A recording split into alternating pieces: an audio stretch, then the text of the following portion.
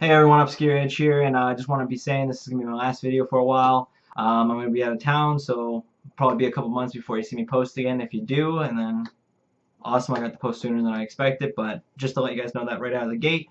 Um, I want to say, and because I've been meaning to make this video for a while, H1Z1, we all know, has now split their games in two, and just starting with number one here, guys, and the reason why they did split those games is because they didn't realize how popular the Battle Royale aspect of the game was going to actually take away from a lot of just the survivalness of the game.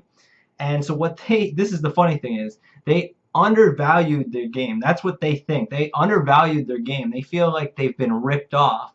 The people that have bought the game for 21 bucks or whatever, depending on where you live, the currency is going to be different. For me, it's like 21.99 or something like that. And they feel ripped off because they feel like we got too much game for what the price was.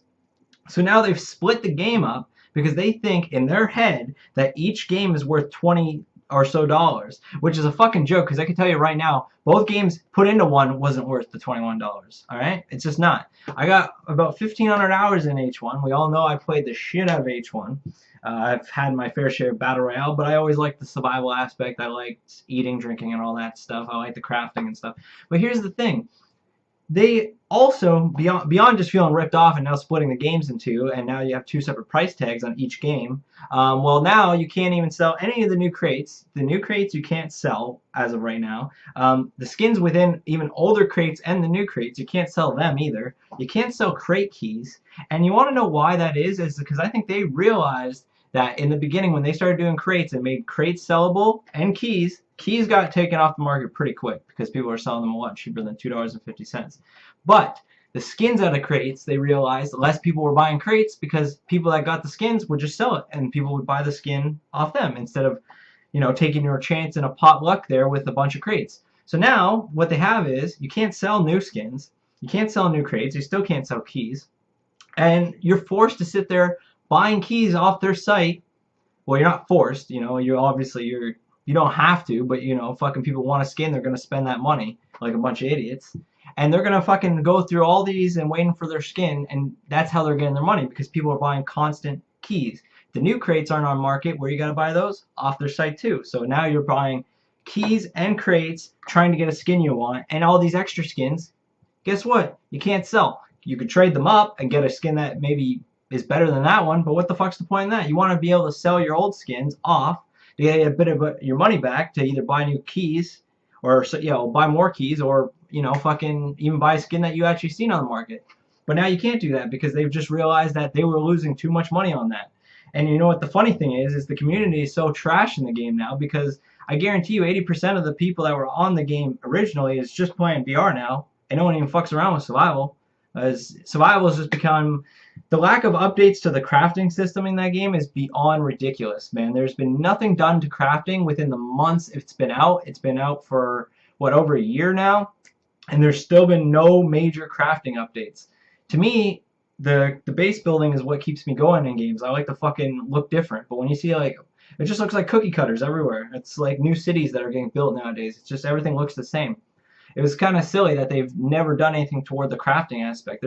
Their main focus is Battle Royale. It's always going to be Battle Royale now, and Just Survive, which is their second game, will slowly die off, and they'll probably update it, but I'm telling you their main focus is going to be Battle Royale. So I just wanted to say that about crate keys because you can't sell keys, nothing. You can't sell skins anymore because there used to be people that would post skins, but now there's hardly anything out there that people want. Like even skins that were going for $100 are down to $6 now. It's like no one gives a shit because everyone's off the game because they took too long to get an anti-cheat system. Look how long it took them. It took them like a year before they implemented it to even show they cared because the problem was everyone they banned, the people that hacked in the first place that paid $20 a month for their little script kids, they fucking just buy a new game, wait for a sale, buy like 10 copies, boom.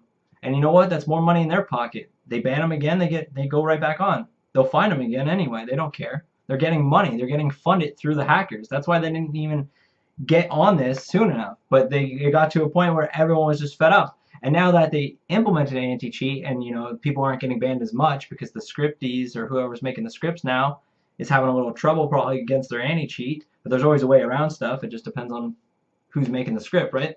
So now they have this anti-cheat, and now the fucking population of the game is completely dead. it's fucking dead. There's like no point. Like there's really no fucking point. And another thing is, what I want to say is, I never said from the beginning, when I seen the early photos and videos of H1, you could find them on Google. The game looked good.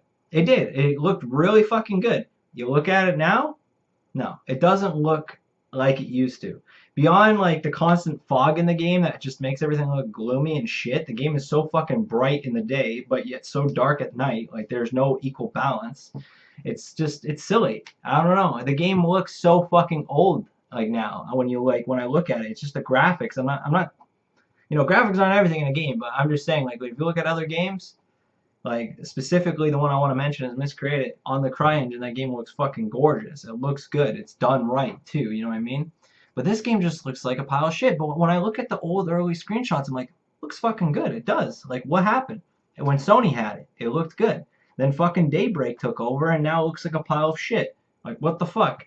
People always ask me, like, I want a good zombie crafting game. To be honest, out there really is tons out there. The problem is what one should you buy? Well, I can tell you what one you shouldn't buy, and that is H1. Either just survive or even the Battle Royale. I'm telling you, none of them is worth that fucking price. Like, they're fucking off the rocker that they even split the game in two anyway. They felt like they were ripped off. I feel like I was ripped off. I fucking paid $21 for the fucking both games. Like, that game isn't, they might as well went free to fucking play and just made their money on skins, you know what I mean? Microtransactions.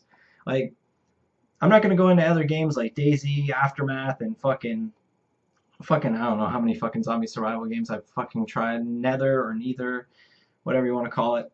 The one I would stick to if you guys want a good zombie survival crafting game that actually gets updated every 2 weeks, and they're big updates, got a really fun crafting system, has vehicles, guns, all that shit, and it's more, a lot of people see it more like a better version of DayZ, is Miscreated. Like, it's pretty underappreciated. They had a rocky start as well, but so did H1. H1 was fucking had a rocky start because they were selling fucking crates that were like pay to win pretty much. So they like try to like cover up their tracks quickly and fucking slap the dirt over all their mistakes there, and then the hackers just took over. You know what I mean?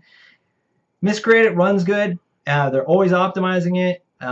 It's more bang for your buck. You're gonna spend $20 on that game. You get everything that's gonna be coming out with it constantly. Their updates. They said they're gonna add their own battle royale, but that's on the back burner because that's not their main concentration, which is fine by me. I want the game from the survival aspect, not the battle royale. That's just a bonus. But I'm telling you guys, do not waste your money even on sales with Daybreak and their fucking schemes with H1Z1. You split the game up because you think you're fucking getting ripped off, even though you ripped everyone else off, and that's why you're doing this shit with crates and keys and stuff like that. Your population for the game is fucking dead. Your community is trash. Like, you fucking let hackers rule your game because you wanted money. Simple. Anyway, that's my fucking like final review on H1, guys.